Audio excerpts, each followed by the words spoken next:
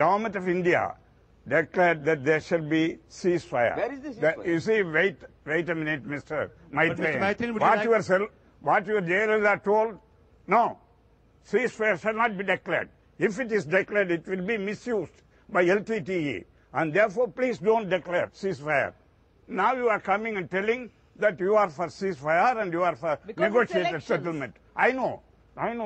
You had been right from the beginning. LTT Prabhakaran shall have to be brought to India, and he should be tied here, and he should be hanged here. This was what Miss Jayalalitha told. And now, all on a sudden, you have sympathy because you are having election in your mind. You have no sympathy for the suffering Tamils there.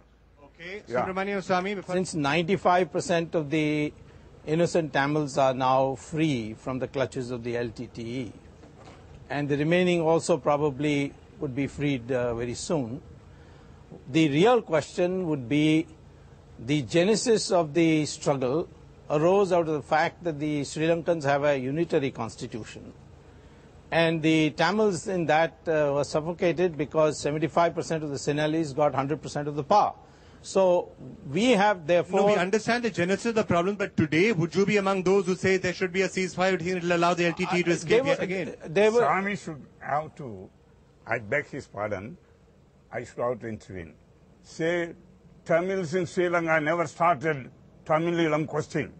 When they had been suppressed, when they had been slaughtered, when they have been massacred. I'm trying to come to a prescriptive solution as to what happens next. Yeah, see, what would you like to see done? The fundamental question is how the rights of the minority Tamils can be safeguarded. Yeah. And that the only way is by a constitution which provides for a certain amount of local autonomy. Just as we have in India, we have states which have certain powers allotted in the constitution.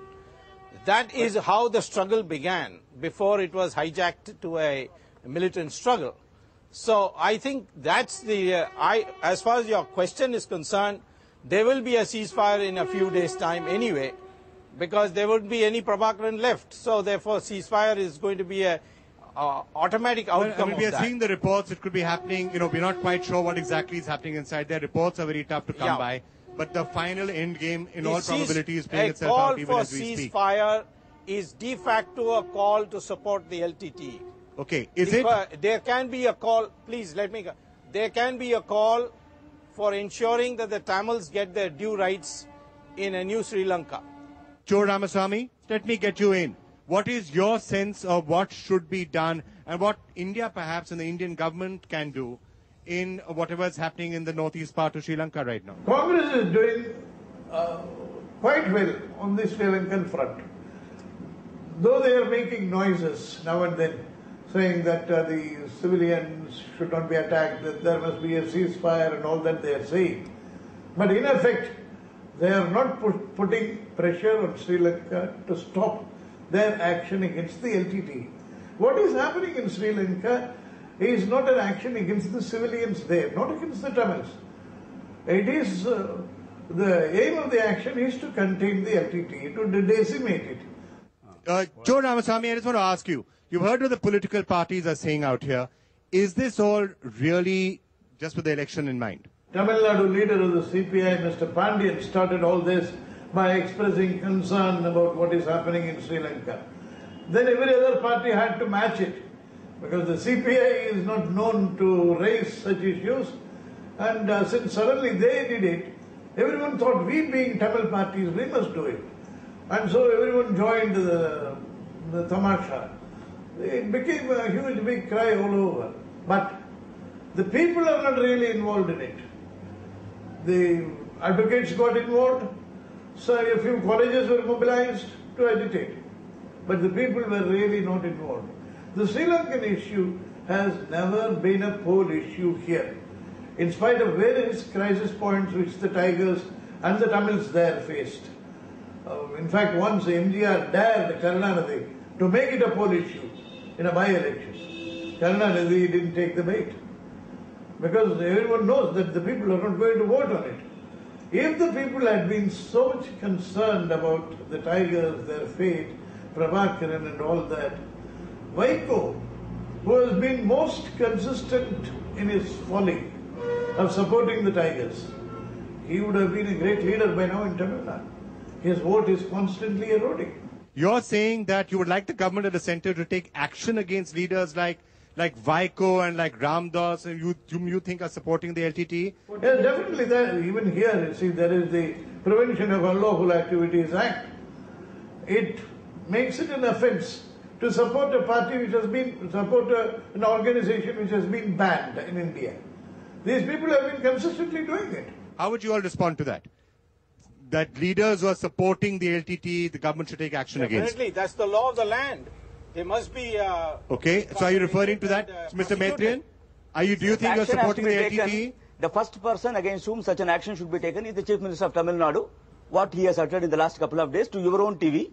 The first person should be... Mr. Ganesh, excuse me. Mr. Ganesh, hang on. No, hang on. Excuse me. Now that he's raised the issue, let's just get a clarification. Hang on, can I just ask you, Mr. Ganesh, now that he has raised the issue, Mr. Karunanidhi did say Prabhakaran is a friend of mine. He is not a terrorist. There are people in his group who've taken I to think terrorism. you're diverting the issue because he's already clarified it. And he said what he meant. The issue really... Vikram, the issue... No, you're allowing Mr. Maitrian to politicize a serious discussion. And I would suggest you don't do that. And he... But may I say that... Can I get Mr. Ganeshan to answer this? Mr. Ganeshan, can I just... Okay, can I just ask you, what is your stance on the LTTE and on Prabhakaran? I'm just asking you, what is your stance? Let's just get it clear once and for all. Is he a terrorist or is he a freedom fighter? I couldn't follow you.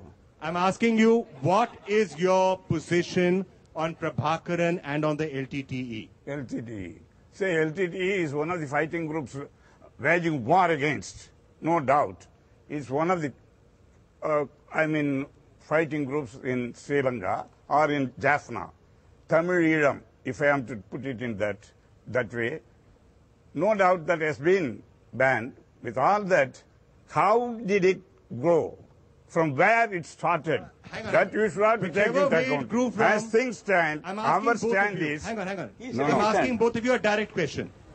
Do you recognize the LTTE today as a terrorist organization or no? No. You, sir, have come from the MDMK. You found one of the people who set up the MDMK. At that time, you didn't recognize it. Today, do you say the LTTE is a terrorist group or do you not?